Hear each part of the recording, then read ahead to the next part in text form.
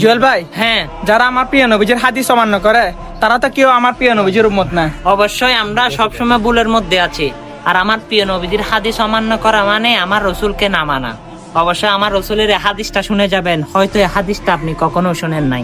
আমার প্রিয় নবীজি বলেন, যখন আপনি ভাত খেতে বসেন, ভাতের প্লেট থেকে যখন নিচে ভাত পড়ে যায়, সে ভাতগুলো তুলে খেয়ে নিবেন। কেন জানেন?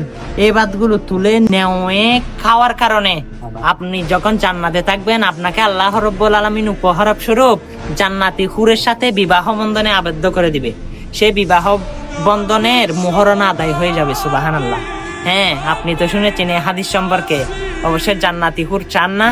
জান্নাতি মাছের কোলে যাব না চান না? চান? তাহলে আর দেরি কিসের?